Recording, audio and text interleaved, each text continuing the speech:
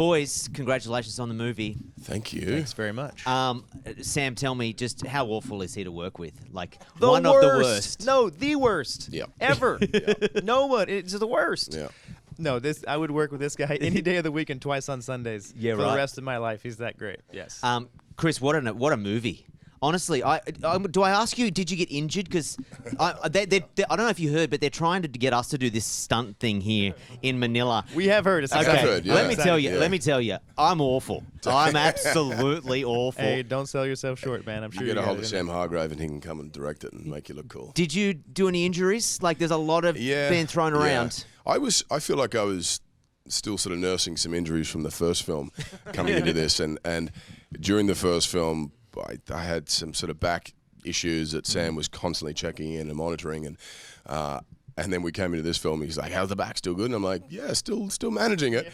But I had the great physio, and I was just saying that this was it's like playing a professional sport more than making a film. Yeah. A lot of the days, you know, we would the rehearsal and prep time going into it, and the the rehab and the management around injuries, and massage, acupuncture, and then train. And it was functional training. It was specific to the actual scenes we're doing. It was And in pretty amongst it all, intense. he's got he's acting. Like Yeah. He's a full-time professional athlete, but also acting and bringing a whole new level of emotion to this movie. Yeah. Than we had in the first one. Did you have an explosion count? When I was watching it last night, I was like, there are so many explosions in this. Did anyone tally them up? Like, you spent a lot of money. We put the money Chris on is like, screen. We broke a lot of stuff. We did. We put a lot of money on screen. I hadn't heard the explosion count. I did hear like a helicopter. Someone was going to say we should be in the Guinness Book of World Records for the most helicopters blown up. Yeah, well, that's... don't know. and G-Wagons. Yeah, That G-Wagons. precious G-Wagons getting destroyed. And the Range Rovers. Wrecked them. The nice cars destroyed, wasn't it? Absolutely. When you went, did a little part of you die when you were wrecking them on set? You're like,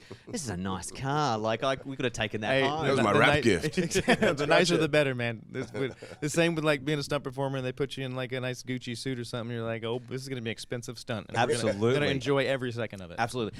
Now, I can say this because, obviously, Chris is Australia, so, like, you just don't be shocked. The people will be in the room. But you say a lot. I actually... It wasn't scripted either. No, I enjoyed...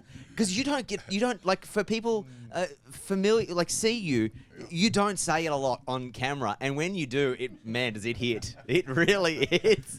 Good. It hits. Yeah, especially with the Australian accent. It has an extra little twang to it and different effects. It's effective. Was there a few more that you were like, oh, we need to pull back? We had to pull back. Yeah. We also Yeah. had to do alts for it. A lot of them made it in there just because it was the most effective word at that time for that emotional expression. Yep. But we had to do alternate takes. Like shucks or fiddlesticks. But we ended up with the power. There's not a fiddlesticks, is there? Could you imagine? Tom Can we Hanks do saying, fiddlesticks next time, please? Done.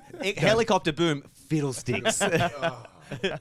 I was going to say there's the people would remember the iconic one shot, or they call it the oneer in the business, right? Which is where you sort of film one whole scene and the camera takes in the whole thing. And I think it's 21 minutes in this. Yes, 21 minutes and 7 seconds. Now, the anxiety to not be the one who, I'm going to say it, it up, right? It was, how many times did you shoot that? I heard it was rehearsed a lot.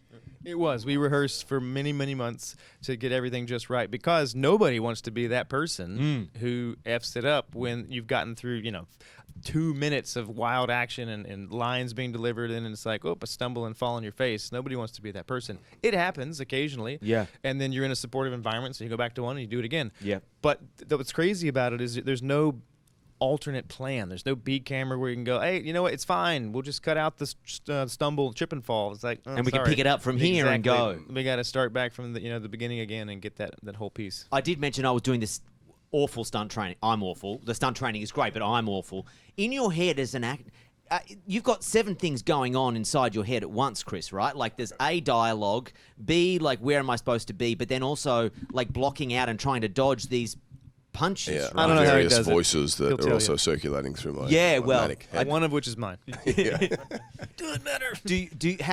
Is there a process to do it, or do you just is it like dancing and you just rehearse it until you know it so well that it's muscle memory? It's a bit like my experience on Dancing with the Stars, which Yeah. was as successful as this film.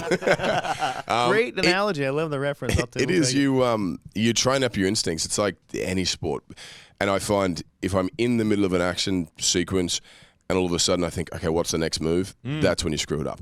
It's got to be beyond thought and instinctual, and that's just, you just hammer it into during the rehearsal process and drill it again and again and again until you can do it blindfolded and and set on fire and on the top you of were the set on train fire, right? with the helicopter. Real Yeah, fire. set on fire a few times. Is there an insurance? Sorry, I'm running out of time. But there'd be an insurance policy on this good-looking hunk for of sure. Aussie I meat, mean, yeah, right? This guy's important. We got to take care of him. But there's also, we push the envelope as far as safely possible. Sam, is there someone on set going, please don't do that to him? Like, he's Always. worth way too much. That with the light him on fire, put him on the train with a Me, helicopter. mostly.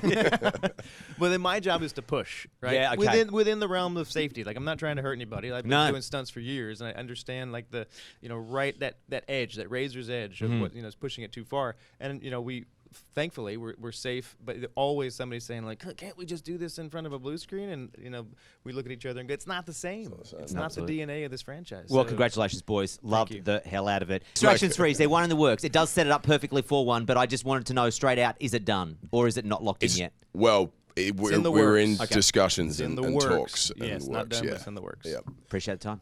Thank you so much. Thanks, guys. Appreciate it. Thank you very Yeah. much.